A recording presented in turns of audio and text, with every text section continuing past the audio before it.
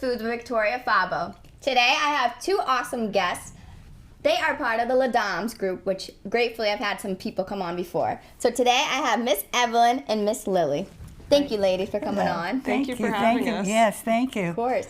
May you introduce and tell everybody what we're going to be doing today, please? Well, I'm Evelyn Schichner, and my partner Lilly and I have just started a French pastry cooking school in South End. Wow. Okay. And it's kind of a boutique type thing. Only 8 people with 2 chefs. Wow. Love that. Okay. And it's exciting. We've gone to Paris. We've done some cooking classes there, and been teaching mainly in Cambridge Center for Adult Ed and other places for a long time. Great. And we were working together, and we decided we can do this ourselves. Good for you. Yeah. And we are. Here So we go. that's it. So Lilly? Yeah, so I met Evelyn 4 years ago as a kitchen assistant at the Cambridge Center for Adult Education.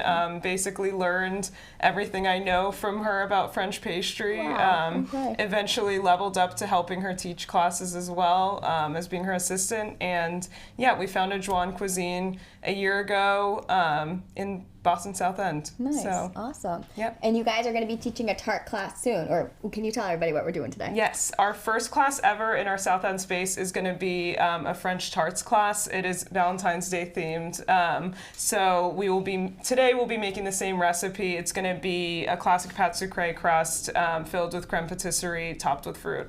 Okay, please tell everybody what each of those items are, please. Okay, so a pâte sucrée crust, it's actually like the basic pie crust recipe. The sucrée is the sugar. Yes. So you use just a little bit of sugar for a sweet tart versus a savory tart. Yes. A crème patisserie, that just means pastry cream in yum. French. Yep, so we're all familiar. It is like creamy, it is vanilla-y, it's sugary, it's delicious. Yeah, and then we're just going to be topping with some cut fruit and a glaze. Which step are we going to do first? We're going to do the crème pat to abbreviate it first, because then we're going to let it set and cool. Okay. And then I'm going to show you how to do the pâte sucrée. Okay, Okay. awesome. All right, thank you, ma'am. So we're using an induction burner. Okay. And first of all, we're going to put the milk, hopefully not spill it all over everything. Awesome. And we're going to put some sugar. Yep.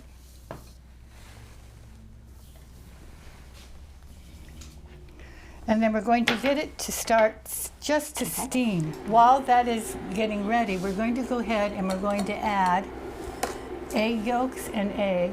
I've already liquefied them, put them together. So fresh egg yolks, not pasteurized eggs? All Or fresh, all fresh All eggs. fresh, yeah. Okay. No. No, nothing from the bottle. No No. bottle, no whatevers. Okay. And the recipe calls for 2 egg yolks mixed in with 1 egg. Oh, okay. Okay, so we're 3 yolks, 1 white. Okay. So I already added the cornstarch and the rest of the sugar together. Okay. And what we're going to do is we're going to go ahead and we're going to mix that all. And so you just use granulated sugar here too? I do, but I will tell you a secret. Instead of just using regular granulated sugar, you notice you see a lot of cooking school classes, TV shows, Yes. they call for castor sugar, which is nothing but a finer sugar. So what I do is I put my regular sugar into the food processor and I tweak it a couple of times, and it makes it fine, so it's easier to blend. It's a lot less expensive than buying castor sugar. Castor sugar, yeah. That would have saved me a lot of incidences. Yeah. So thanks for that tip. So see, you can see how it just mixes well together. Nice. Nice and thicker now. It is. Smells sweet. So what we're going to do is we're going to heat this till you can start seeing little bubbles around the edges and some steam coming up. Okay. When that is, we're going to put a little bit of the milk in here to temper it.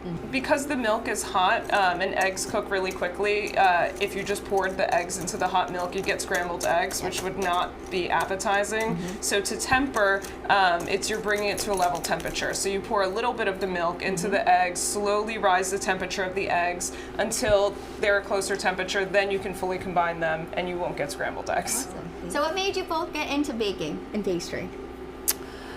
I started, actually my father was an excellent cook.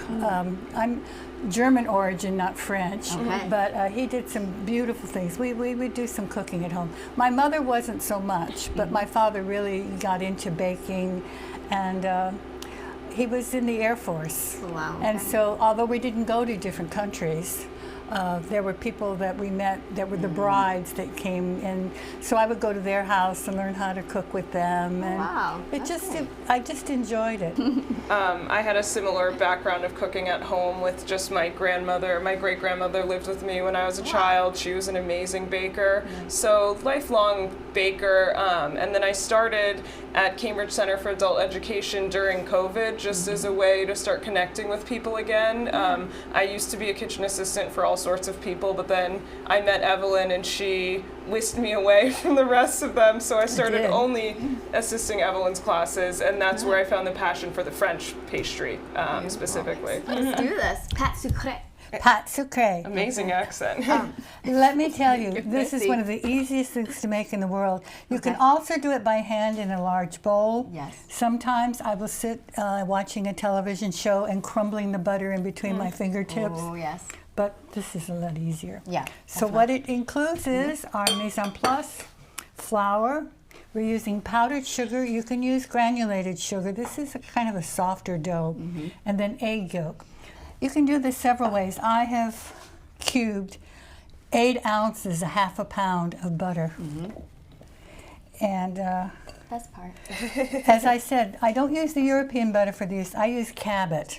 Cabot unsalted. Always use unsalted butter because you add your own salt. I go ahead and have the whole thing. Then you pulse. And you want it to look kind of like a sandy beach. Okay, yes. And coming from Santa Barbara, I know what that looks like. Yes, you do. Or feels like. But first of all, you want to see if they're little, how fine the little itsy bitsies. Oh, we're doing itsy bitsies for this recipe too. See, they're very small. All right. So you can go ahead and now add the egg yolk. It was quick. Not like doing it by hand. It's amazing. Yeah. You can also use a KitchenAid stand mixer with the paddle attachment. We've done that before as well. I'm going to wrap this up. And you notice you don't want to have the heat of your hands or too much. I go ahead and I press it like this. Okay. And eventually I want to make it into a disc because we're going to be rolling it using a disc. So now we put the dough in here. Instead of using our hands, we go ahead, we use the plastic. And you can see that I can really, not really manhandle it, but look at little bits of butter. And the flour that you see that was at the bottom, that actually will incorporate in. You want to do it at least 2 hours before because you want to give it ample time to chill. All right. So this has been chilling overnight. Don't you love my round? Oblong. Over here. You want to soften it up a bit. Here comes the releasing of a bread. And instead of worrying about moving things, look, you just move it like that. Oh, yeah. Okay. So when you're rolling out dough, it can be tempting because we want to get a nice round to fit our tart pan. It can be tempting to start doing things like this to try to even it out, but you actually tend to use uneven pressure when you go horizontally like this. You have a dominant side, and we want even thickness on this dough. So you want to make sure that you're always rolling forward to back, and if something doesn't look even, it's better to just switch the direction your dough is facing and to just keep doing that rather than ever go horizontally because you're going to get uneven pressure. Take it and kind of position it. You want to be able to tuck it in the sides. That looks pretty good. Yep. So keep your plastic on while you're doing this. Okay. And then what you're going to do is, if you can get a good view of this, fold this in and tuck it. Make sure you're folding the all the way inside and tuck it. Okay. And you can see I'm pinching in like that. Mm-hmm.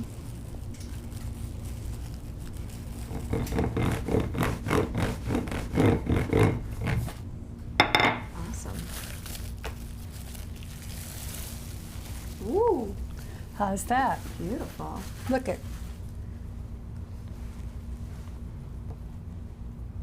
And the best part about the excess, you can re-roll it and then make another tart with it. You can make tartlets with it. You can Which put is- it in the fridge or the freezer. Okay.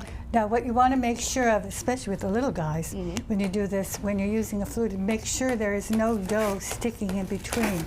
Because when you go to take it out, it's going to stick. We're going to go ahead and usually I put it in the refrigerator for maybe an hour or so. Okay. But then we're going to do what's called blind baking for this pastry. And I use tin foil because it you can mold it very easily. You can use whatever you want to. You can buy pie weights. We don't think it's necessary. Yes. So like Evelyn said, we just use uncooked rice, or these are just dried beans. Of course, once you bake rice or beans, you can never use them again, but like you can't make rice with it. You can't use these to hydrate them and make beans. But I've been using these beans for a long time. You just keep reusing your baking beans over and over again. Definitely. So you want to have it cover the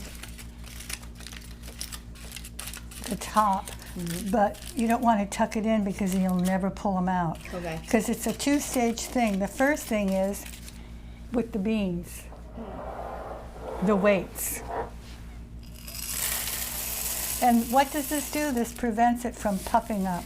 So put that in the refrigerator and let it get nice and cold an hour or so. Then what you're going to do is you're going to go ahead and put it in the oven. If you're using a fan oven, it's 350, regular oven 375 for 20 minutes. All right, so now we're on our decorating portion. So I'm going to show a couple ways that you can easily cut strawberries to look a little prettier for your fruit tarts. So the first way, and this is very simple, you just want to slice the strawberry down like 90% of the way. You don't want to slice to the bottom. You're just making little slits along the strawberry. And then you're just going to use your hands to just fan it out. And this just adds a little bit of fun flair to your strawberries. So here's how it looks from this side. So that's one easy method I like to do. So for a strawberry rose, you're just going to make horizontal slits. Yeah, it's looking good. Yeah, so as you can see, it doesn't have to be perfect, but it just adds something, a little bit of visual intrigue when you have a cut strawberry. Oh, great. And you can just push it out with your fingers a little bit. So we have the fan and we have the flower. So we're going to be decorating our tartlets with these. For a regular fruit tart, you can also just slice them all the way down and then arrange them. So yeah, those are basically the three ways we'd cut. Okay. So we're gonna assemble this now? Yep. Okay, let's do it. All right, we'll be right back. All right, now we get to do the best part. The best part, we've taken this out, it's cooled. So the next thing to do is to put the pastry cream in here. Now there are different ways of doing it. You can put it in a piping bag and get really fancy, or you can do the squish method. I like this. That's another official That's another French official term, French squish. term. Look at this. Because there was this dough, I think this is like a 9-inch. You can do up to a 12-inch with this recipe for the dough, for the pâte sucrée. We had enough left over to actually do Little tartlet. 9 tartlets. Nice. So I'm going to be putting strawberries and blueberries and blackberries on this. Then we're going to do a glaze, while Lilly is going to use some of her beautiful cut strawberries decorations and do the tartlets. Okay.